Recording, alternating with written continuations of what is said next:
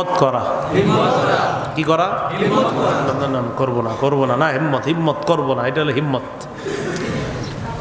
হিম্মত করা আমি করবো না। হিম্মত মানুষকে শক্তিশালী বানায় দেয়। সুবহানাল্লাহ। পাপ থেকে বাঁচার শক্তি আপনি অর্জন করতে পারবেন যদি হিম্মত করেন। হিম্মত না আমি করবো না, হিম্মত। মুসলিম শরীফের বর্ণনা, ক্বালা রাসূলুল্লাহ সাল্লাল্লাহু আলাইহি ওয়াসাল্লাম আল মুমিনুল কবিয়্যু খায়রুন ওয়া আহাব্বু ইলাল্লাহ মিনাল মুমিনিদ দাঈফ। নবীজি বলেন, একজন শক্তিশালী ঈমানদারের আল্লাহর কাছে এত দাম, দুর্বল ঈমানদারের চাইতে একজন শক্তিশালী ঈমানদারের দাম আল্লাহর কাছে এত বেশি। নবী বলেন খায়রুন, ওই ঈমানদারকে নবী কল্যাণময় মুমিন বলেছেন। ওয়া আহাব্বু ইলাইহি, শক্তিশালী ঈমানদার আল্লাহর কাছে মানুষের মাঝে সব চাইতে প্রিয় হয়ে যায়। উদাহরণ, আমরা দুইজন হাঁটতেছি, উনি গুনাহ করে না, আমি গুনাহ করি। তো উনি বারবার আমারে কই গুনাহ কইরো না, এরপরে আমি করি। উনি গুনাহ করে না। নবী আমারে বলছে দুর্বল ঈমানদার, তাকে বলছে শক্তিশালী ঈমানদার। আমাকে নবীজি বলছেন তোমার চেয়ে ওই শক্তিশালী ঈমানদার আল্লাহর কাছে বেশি প্রিয়, বেশি কল্যাণময়, হাজার গুণ বেশি দামি ওই শক্তিশালী ঈমানদার পাপ থেকে যে বেঁচে থাকে।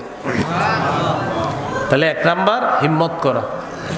2 নম্বর, এটা আমার সাথে বলেন এই নিয়ত করা, পাপের সুযোগ আসলেও আমি পাপ করব না।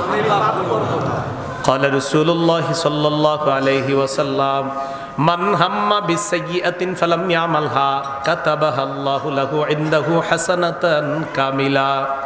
কোন ব্যক্তি পাপের নিয়ত করছে, করার পর ওই পাপের সুযোগ আইসা গেছে, আসার পরেও পাপটা করে নাই।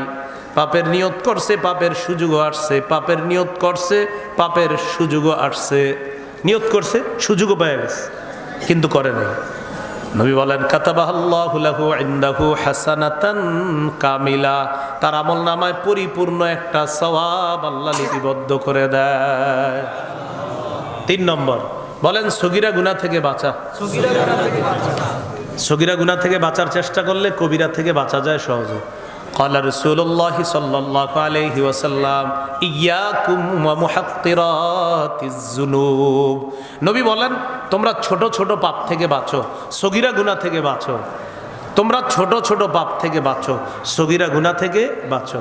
আম্মা জান আয়েশা সিদ্দিকা রাদিয়াল্লাহু তাআলা আনহা বলেন ক্বালা লি রাসূলুল্লাহ সাল্লাল্লাহু আলাইহি ওয়াসাল্লাম ইয়্যাকি ওয়া মুহাক্কিরাতিল আ'মাল ফাইন্না লাহা মিনাল্লাহি তালিবা। আয়েশা, ছোট ছোট পাপ থেকে বাঁচো, কিয়ামতের ময়দানে এই ছোট পাপের ব্যাপারেও জিজ্ঞাসা করা হবে।